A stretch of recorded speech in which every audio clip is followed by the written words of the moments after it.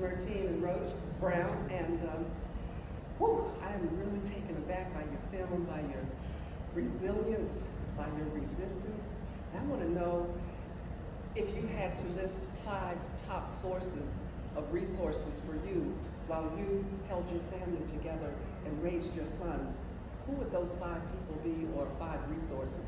How did you do that? How did you do that day in and day out?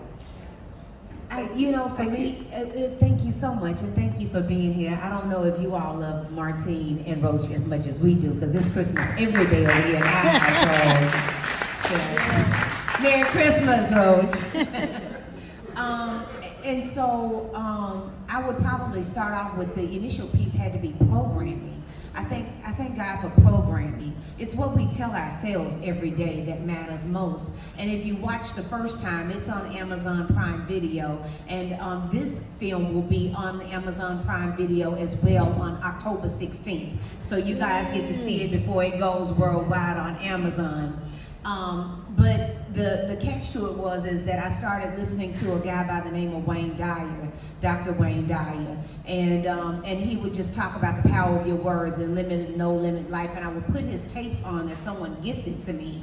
I was like, if I'm gonna survive this, I have got to feed myself something for survival. It's just like our bodies, right? If we're gonna be healthy, then we gotta put the right things in our system. And if I was gonna have the right state of mind to undo this mess that we had created of our lives, I had to have the right mindset. And so at the beginning of time, my very first recording after coming home on bond from jail with 2 twins, I'm pregnant, and I look in the camera and I say, a lot has changed since the last time I filmed. Last time I filmed, we was running off to get married, and now here I was, and I'm filming again because I just got home from prison. My husband and I are facing 297 years, and I look in this camera at 25 years old, facing 297 years, and I say, despite what our circumstances may look like, I know we're gonna be all right, and we're gonna come out of this stronger than we were before we went in.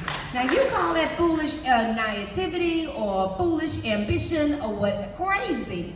Because to take on this major issue and feel like you have taken, your head is in the lion's mouth, literally. This lion is gobbling you up. How dare you believe that you're going to be all right? And so I say that so we can be reminded in this season of resistance that we are going to be all right.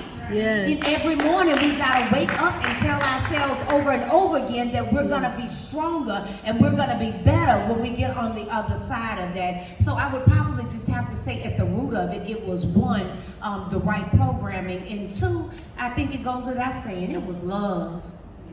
It was love. He was willing to fight for me. I was willing to fight for him.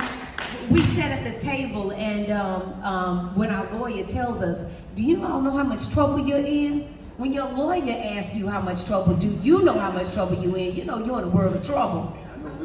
Not no good John Lewis trouble either. And so right now we looked at each other and we're like, no, how much trouble are we in? And he says, well, collectively, with the 2 counts of jury tampering and the armed robbery, you all are looking at 99 years maximum for each one of those charges. You're talking about 297 years. And I look at Rob and I say, I love you, but we have made some horrible decisions together. Maybe we shouldn't be together.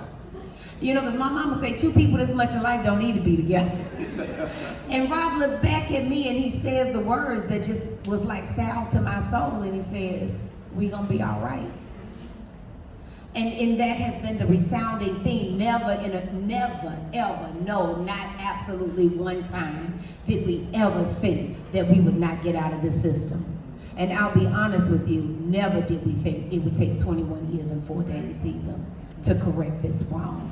The wrong of the sentence, not the wrong that we were supposed to be punished for what we did, but the excessive sentencing of us as human beings to throw away and discard our lives, our families, that it would take so long to undo that harm. So those would be the main things. Mama's always up in there. Mama's definitely number 3, because when I got ready to go serve my time in prison, my mother says to me, you go on and get that behind you, and me and these boys, which was 4 at the time, brand new born twins. She says, me and these boys, we're gonna be all right.